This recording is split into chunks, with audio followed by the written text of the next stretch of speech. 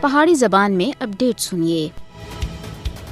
قابض حکام سن بھارتی نام نہاد یوم جمہوریہ اینا تھی پہلا ہی سکوٹی دے ناؤ تے مزید فوج آن کے پوری مقبوضہ ریاست جموں کشمیر کو ایک فوجی چھاونی بچ تبدیل کر دیتا ہے۔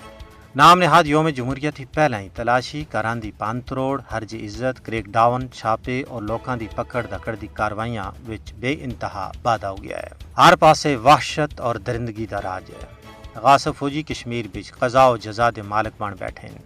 محکوم و مظلوم کشمیری عوام دی تذلیل و تحقیر اور توہین دا ایک نہ ختم ہون والا سلسلہ بدستور جاری ہے۔ بھارت دے زیر تسلط جموں کشمیر وچ محکوم و مظلوم کشمیریاں دی زندگیاں وقار اور آزادی صفاق بھارتی فوجیاں دے رحم و کرم ہوتا ہے۔ ہندوستان دے کول اپنا یوم جمہوریہ منانے دا کوئی حق نہیں ہے اور نہ ہی کوئی اخلاقی اور قانونی جواز ہے، کیونکہ اس سن کشمیریاں دا جمہوری پیدائشی اور بنیادی حق خود ارادیت بزور طاقت غصب کر رکھا ہے۔ اپنا بنیادی اور پیدائشی حق مانگنے دی پاداش وچ 1989 تھی ہونا تک 96,000 تھی زیادہ لوگ شہید کیتے جا چکے ہیں۔ ارباں ڈالر دے املاک دی تباہی اور 7,000 تھی زیادہ لوگ دوران حراست لاپتہ تے 11,000 تھی زیادہ ماواں پیڑاں دی چادر عصمت کو تار تار کیتا جا چکیا ہے۔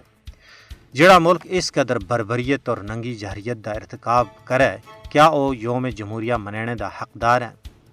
سیاسی ماہرین دا آخنا ہے کہ بھارت جمہوریت دے پلیاں وچ ایک بدترین آمریت ہے۔